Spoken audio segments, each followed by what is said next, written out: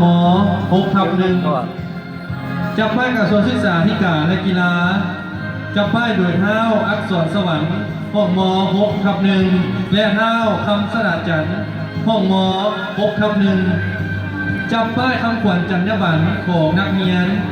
จับป้ายโดยนางพุทธสอนห้องม5/2และนางแอดด้าห้องม5/2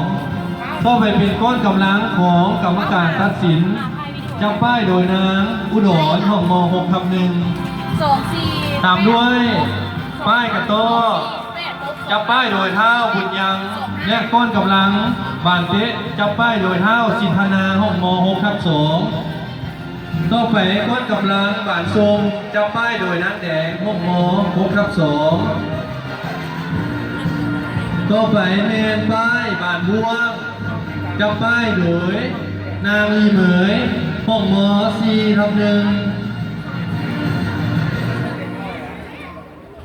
ต่อไปเมนป้ายเยาวชนจับป้ายโด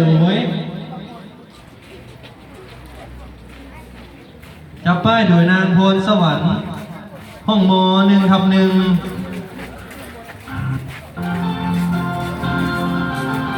ต่อไปเมน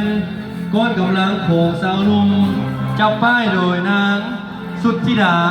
ห้องม7/2สาวนุ่มมาทั้งขวัญที่มาบอนใดยากสาวนุ่มบุกบอนใดทุกสาวนุ่มพันพาบอนใดมีเวียกงานสาวนุ่มขาดอาสา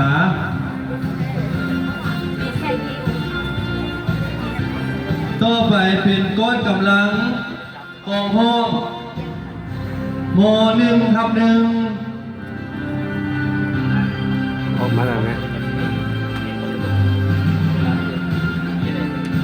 นำพาโดยอาจารย์จินตนาการมีนักเรียนทั้งหมด23 คน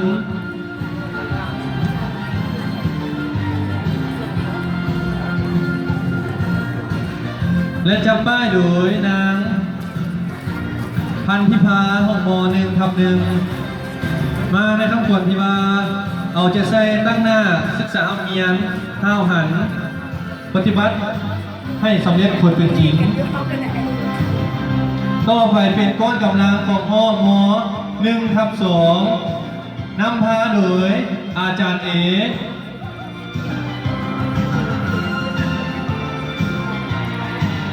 มีนักเรียนทั้งหมด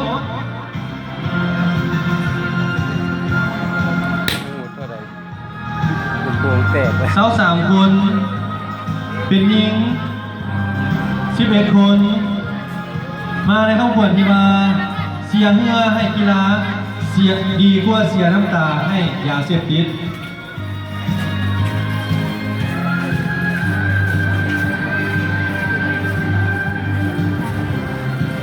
ต้องไปรถ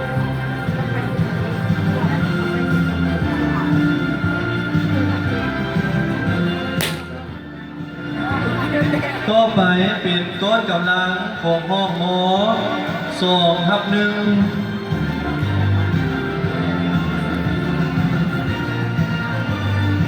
นำพาโดยอาจารย์พรมมามีนักเรียนทั้งหมด41 คน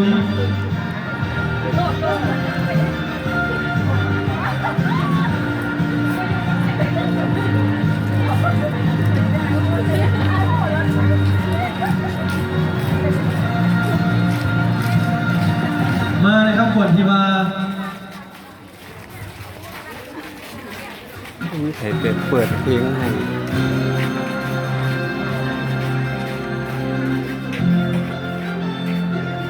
ตั้งหน้าเอาใจใส่ศึกษาเอาเนียนห้าวหันใส่กีฬาห้างไก่ยาเสียบติดต่อไปเป็นขบวนของห้องม3/2นำพาโดยอาจารย์แสงดาวรมีนักเรียนทั้งหมด23 คน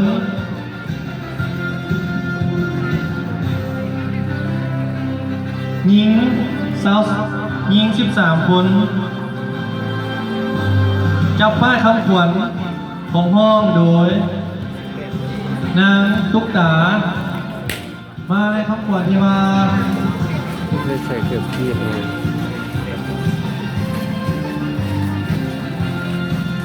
ห้าวหันใส่การศึกษา ดีกว่าเสียท่าให้ยาเสพติด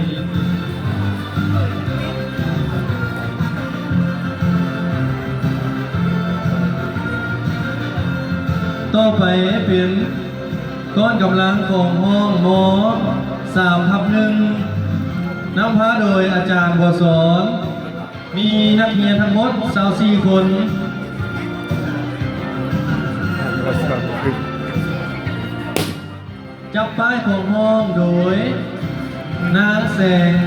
มาริวรมาในคำขวัญที่ว่า